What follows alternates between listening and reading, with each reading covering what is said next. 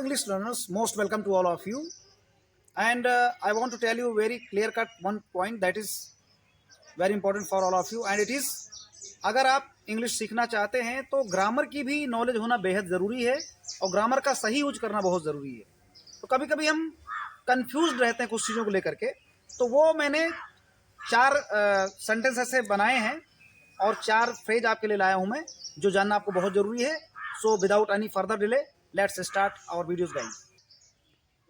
Friends, आज आइए देखते हैं 2 ऐसे कंफ्यूजिंग फ्रेजेज हैं जिनको लेकर हम बहुत परेशान रहते हैं। पहला हमारा है इन द वे और दूसरा है ऑन द वे। अब इन द वे और ऑन द वे का मतलब क्या होता है, किस सेंस में यूज होता है, आइए हम इसको डिफरेंस इसका समझ लेते हैं। देखिए, इन द वे मीन्स होता है ब्लॉकिंग द वे। जब रास्ता ब्लॉक होता है, यानी रास्ते में कोई चीज़ पड़ी होती है, रुकावट होती है, तो हम इन द वे इस्तेमाल करते हैं। और ऑन द वे का मतलब होता है मूविंग या प्रोसेसिंग कोई चीज़ होती है, या कमिंग या गोइंग के सेंस में लेते हैं। कोई चीज़ आ रही हो, चलायमान हो, मतलब कि गति में हो, कोई चीज़ स्पीड में हो, चल रही हो, मूव कर रही हो, तो उस समय ऑन द वे हो जाएगा। जैसे मैं मुंबई में था तो अक्सर क्या होता था, हम लोग ट्रेन में होते थे, फ्रेंड्स से मिलने के लिए हम लोग फ़ोन करते थे, शाम को ड्यूटी से छूटते थे, तो क्या होता था, I am on the way, where are you. अक्सर फ़ोन पे बात हो रही थी इंग्लिश में, तो हम लोग जवाब क्या दे रहे होते थे, वेयर आर यू। अगर कोई पूछता था तो हम लोग बोलते थे आई एम ऑन द वे, मतलब हम रास्ते में हैं। इसका मतलब रास्ते में चल रहे हैं, रास्ते में रुके नहीं हैं। और इन द वे का मतलब होगा, अगर बोल दूंगा कि आई एम इन द वे, तो इसका मतलब हो जाएगा कि मैं रास्ते में रुका हुआ हूँ, मैं मूव नहीं कर रहा हूँ। देखिए, you can't move as there is a box in the वे।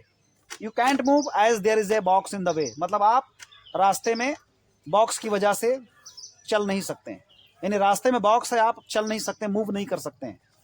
तो दिस इज द रीजन, ये कारण है। We stopped to see a bull in the way. We stop to see, हम रुक गए, टू सी मीन्स देख करके, a bull in the way, in the way मतलब रास्ते में सांड को देख करके या रास्ते में बैल को देख करके हम रुक गए। तो इन द वे का मतलब हुआ कि रास्ते में वो खड़ा हुआ था, मूव नहीं कर रहा था। अगला देखिए, राम इज इन द वे, राम रास्ते में है, सो राधा स्टॉप्ड, इसलिए राधा रुक गई। नहीं तो राधा क्या करती, मूव कर रही होती, ऑन द वे रहती वो भी।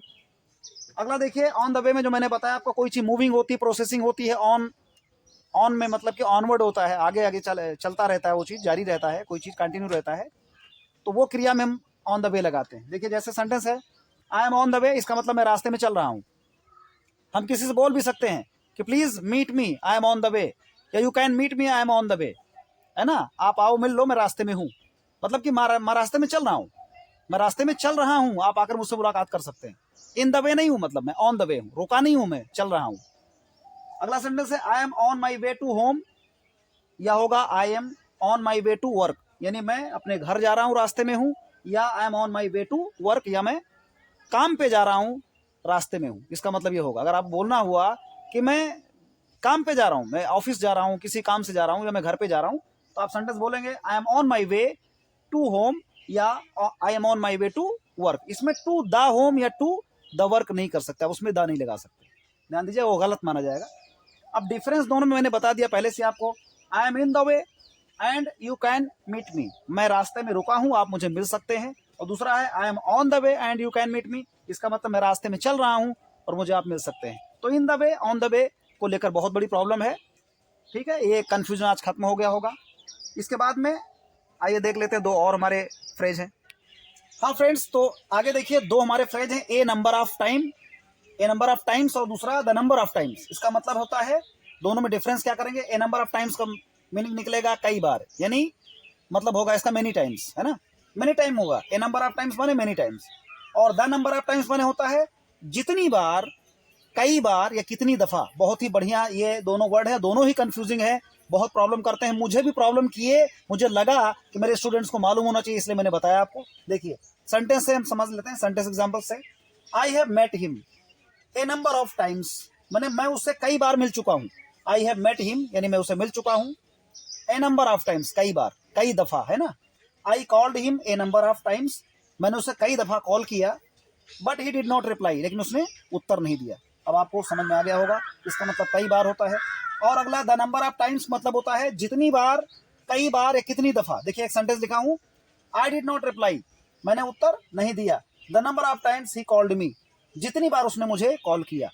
तो I did not reply the number of times he called me, मैंने उत्तर नहीं दिया, मैंने रिप्लाई नहीं दिया जितनी बार उसने मुझे कॉल किया। तो चाहे आप जितनी बार उसने मुझे कॉल किया बोल दो, चाहे यहाँ पर कई बार उसने मुझे कॉल किया, या कितनी दफा उसने मुझे कॉल किया। तो देखिए सेंटेंस में तीनों में लूंगा, तीनों का सेम सेंस आएगा, मतलब होगा द नंबर ऑफ टाइम्स, जिसका मतलब जितनी बार, कई बार, कितनी दफा। I did not reply the number of times he called me, मैंने रिप्लाई नहीं किया जितनी बार उसने मुझे कॉल किया।